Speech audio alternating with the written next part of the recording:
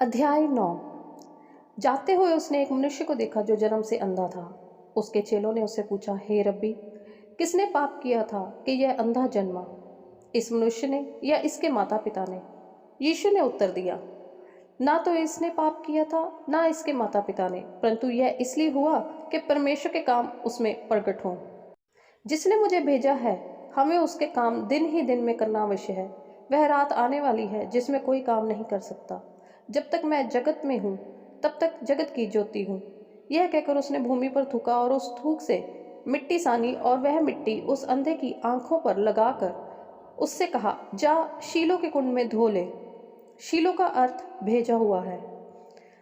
उसने जाकर धोया और देखता हुआ लौट आया। तब पड़ोसी और जिन्होंने पहले उसे भीख मांगते देखा था कहने लगे, क्या यह वही नहीं जो बैठा भीख मांगा करता था? कुछ लोगों ने कहा, यह वही है। दूसरों ने कहा, नहीं, परंतु उसके समान है। उसने कहा, मैं वही हूँ। तब वे उससे पूछने लगे, तेरी आंखें कैसे खुल गई? उसने उत्तर दिया, यीशु नामक एक व्यक्ति ने मिट्टी सानी और मेरी आंखों पर लगाकर मुझसे कहा, शीलो में जाकर धो ले। अतः मैं गया और धोया और देखने लगा। उन्होंने उससे पूछा, वह कहाँ है? उसने कहा, मैं नहीं जानता। लोग उसे, जो पहले अंधा था, फरीसियों के पास ले आए। जिस दिन यीशु ने मिट्टी सान कर उसकी आंखें खोली थी, वह सबत का दिन था। फिर फरीसियों ने भी उससे पूछा कि उसकी आंखें किस रीति से खुल गई। उसने उनसे कहा, उसने मेरी आंखों पर मिट्टी लगाई, फिर मैंने धो लिया और अब देखता हूँ। इस पर कुछ फरीसी कहने लगे, यह मनुष्य परमेश्वर की ओर से नहीं, क्योंकि वह सबत का दिन नहीं मानता। दूसरों ने कहा, पापी मनुष्य ऐसे चिन्ह कैसे दिखा सकता है? अतः उनमें फूट पड़ गई। उन्होंने उस अंधे से फिर कहा, उसने तेरी आंखें खोली हैं, तो उसके विषय में क्या कहता है? उसने कहा, वह भविष्यवक्ता है।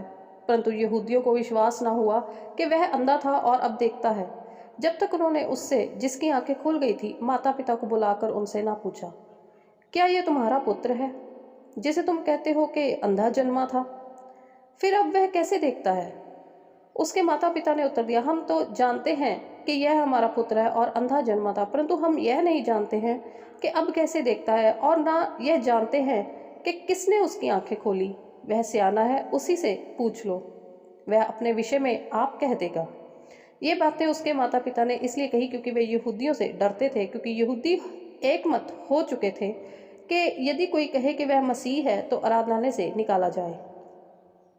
इसी कारण उसके माता पिता ने कहा, वह सियाना है, उसी से पूछ लो। तब उन्होंने उस मनुष्य को जो अंधा था दूसरी बार बुलाकर उससे कहा, परमेश्वर की स्तुति कर, हम तो जानते हैं कि वह मनुष्य पापी है। उसने उत्तर दिया, मैं नहीं जानता कि वह पापी है या नहीं। मैं एक बात जानता हूँ कि मैं अंधा था और अब देखता हूँ। उन्होंने उससे फिर कहा, उसने तेरे साथ क्या किया और किस तरह तेरी आंखें खुली? उसने उनसे कहा, मैं तो तुमसे कह चुका और तुमने नहीं सुना। अब दूसरी बार क्यों सुनना चाहते हो? क्या तुम भी उसके चेले होना चाहते हो? तब वे उसे बुरा भला कहकर बोले, तू ही उसका चेला है, हम तो मूसा के चेले हैं। हम जानते हैं कि परमेश्वर ने मूसा से बातें की, परंतु इस मनुष्य को नहीं जानते कि कहाँ का है।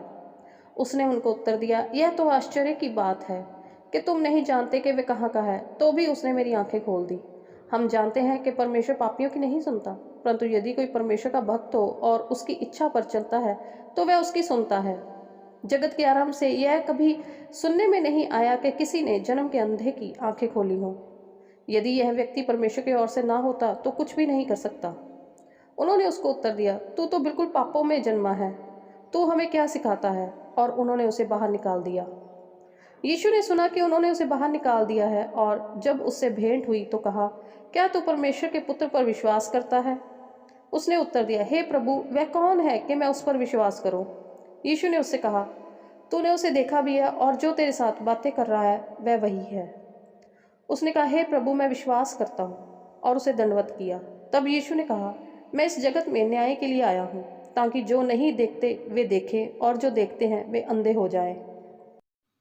जो फरीसी उसके साथ थे उन्होंने ये बातें सुनकर उससे कहा, क्या हम भी अंधे हैं? यीशु ने उनसे कहा, यदि तुम अंधे होते तो पापी ना ठहरते, परंतु अब कहते हो कि हम देखते हैं, इसलिए तुम्हारा पाप बना रहता है।